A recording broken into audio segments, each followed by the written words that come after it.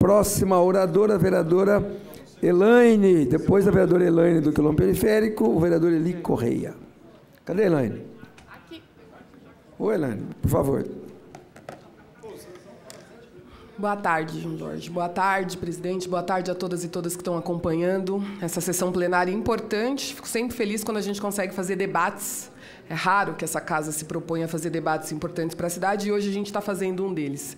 Quero começar, como fiz no Colégio de Líderes, dizendo que tenho muito respeito pela imprensa. A imprensa é uma instituição importante na nossa sociedade. A gente passou por períodos muito difíceis políticos, né, nos últimos tempos, aí, no último período, e é importante sempre resgatar que a imprensa deve ser respeitada, sobretudo quando ela está fazendo um bom trabalho para a população. Então, já deixo aqui registrado o meu respeito à imprensa, porque hoje senti que, em alguns momentos, ela foi bem atacada aqui nessa casa.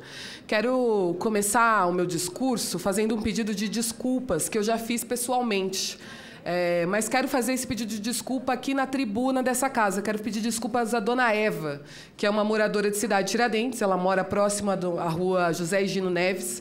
É uma rua que a gente tem um rio, esse rio divide Cidade Tiradentes de Guaianazes. Estive lá algum tempo atrás, no começo desse ano, porque fomos chamados pela população, já que desbarrancou parte do rio, um pedaço da calçada caiu, as pessoas estão até hoje sem a possibilidade de acessar a ponte, uma das pontes que tem nesse rio. Dona Eva, naquele momento, além de dizer que nunca tinha sido procurada por outros parlamentares ali naquele território, além do nosso mandato, me disse também que foi extremamente desrespeitada quando procurou a subprefeitura da cidade de Tiradentes para falar do seu problema e que, depois de todas as reclamações que ela fez, sequer resposta ela recebeu da subprefeitura. Então, pedi desculpa a ela, porque quando um munícipe procura a prefeitura, quando procura o executivo, quando procura o legislativo, quando procura as subprefeituras, precisa ser atendido com respeito. E a reclamação da dona Eva era uma reclamação justíssima, porque ela estava reclamando de uma obra emergencial.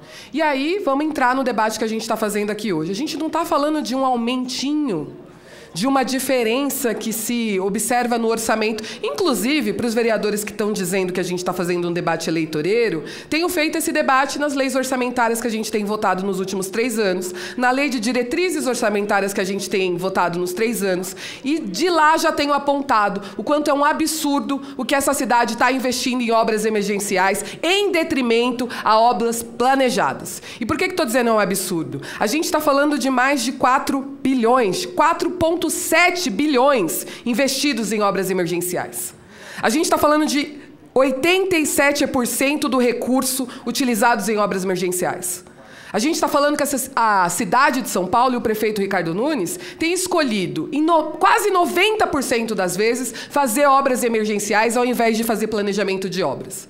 Não no período eleitoral, mas muito antes, o nosso mandato fez uma denúncia ao Tribunal de Contas do município, por exemplo, da Ponte dos Remédios, que desde 2021 já há laudos apontando que ela precisa de uma reforma, e essa reforma só foi feita em 2023 com obras emergenciais. Quando a gente tem obras emergenciais, a gente tem dispensa de licitação em muitos casos. Isso é muito grave. É grave a gente perceber que a gestão do Ricardo Nunes fez mais obras emergenciais neste período de tempo do que os 4 últimos prefeitos juntos. Se isso não é indício de, no mínimo, incompetência para gerir o recurso público, a gente pode dizer sim que a gente precisa investigar o que está acontecendo. Se há denúncias por parte da imprensa, se há denúncias por parte dos munícipes, se há denúncias por parte dos parlamentares dessa casa, ao Tribunal de Contas do município, ao Ministério Público, por que a gente se furtaria de investigar o que está acontecendo na cidade de São Paulo? Quando eu estou falando da dona Eva, eu estou falando que a dona Eva viu a sua casa por diversas vezes ser inundada por a água do rio depois que uma obra emergencial foi feita. E que agora a dona Eva não pode usar a ponte por 160 dias, porque uma nova obra emergencial vai ser feita num segundo trecho. E porque a dona Eva denuncia que num terceiro trecho, 500 metros à frente do segundo trecho, já está desbarrancando e que não há previsão de obras para aquele trecho. Ou seja, faremos mais uma obra emergencial e daqui a 6 meses os moradores de 500 metros para frente vão estar reclamando novamente de que não foram feitas obras no curso inteiro do rio. É sobre isso que a gente está falando. Sobre a má gestão. Sobre indícios óbvios de corrupção. Corrupção nos contratos feitos com a prefeitura. São indícios óbvios de má gestão do recurso público. E, repito, tenho apontado isso sempre nas discussões da lei do orçamento dessa casa. Não é um discurso eleitoreiro. Isso é um discurso que faz parte do dever do parlamentar. Fiscalizar o trabalho do executivo. E que, quando verifica irregularidades, precisa apontar. E precisa dizer aos órgãos responsáveis que eles precisam dizer o que está acontecendo de errado.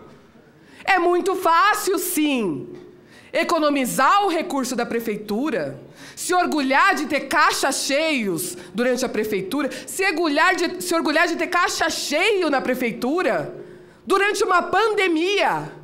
E aí, no último ano do governo, no ano eleitoral, aí sim, inundar a cidade com 90% de obras emergenciais. Vereadora. Para poder dizer, já estou encerrando, João Jorge, para poder dizer que o prefeito está fazendo um bom trabalho, mas nem isso vai ser possível de dizer.